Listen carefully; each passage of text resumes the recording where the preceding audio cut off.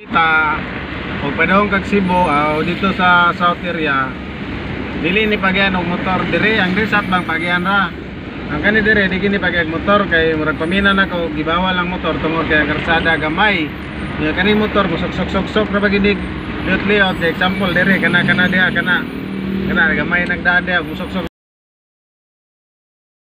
mo di mabagira no mo na likayan dire nga bawal ang motor musulod.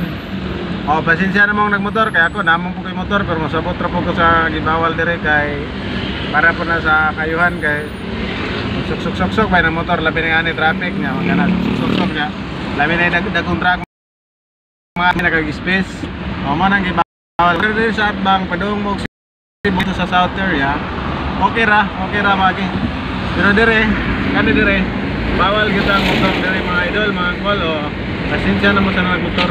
Kaya ako nagmumotor man po ko pero doon ako magdadaan sa itaas kasi safety naman doon dadaanan.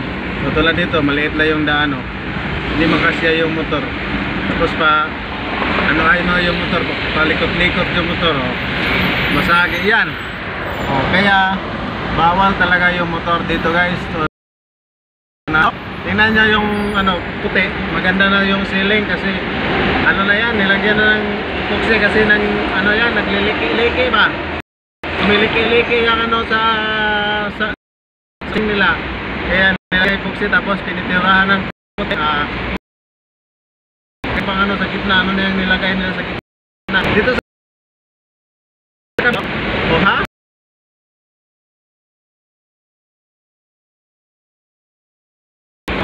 Yun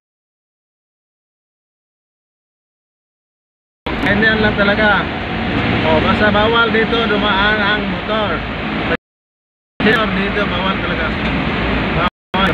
Doon sa itaas, doon na sa Plaza Independencia. Yun lang ang may sasabi ko sa inyo mga nakamotor. Ingat tayo palagi sa biyahe. God bless all. Happy Friday, holiday bukas. Sana walang pasok para makarelax ang katawan natin kasi kulang tayo palagi sa tulog mga idol ha. Kaya naman dito naman tayo sa ating malapit na tayo lalabas. Tapos makikita mo yung Sisilex, yung pinakamagandang tulay na mataas sa buong Pilipinas, Sisilex. Tapos ayun, medyo traffic tayo ngayon ha. Medyo traffic tayo ngayon, traffic yung lugar natin. Tingnan no, nata-traffic tayo yung mga lugar kaya ingat-ingat tayo kasi traffic total. Ano ba, makikita natin yung sunset pag yan, may mga sunset sunset kayo ang ganda ng sunset look, mapula-pula yung sunset. Ayun na sunset, kitang-kita nyo na ang sunset.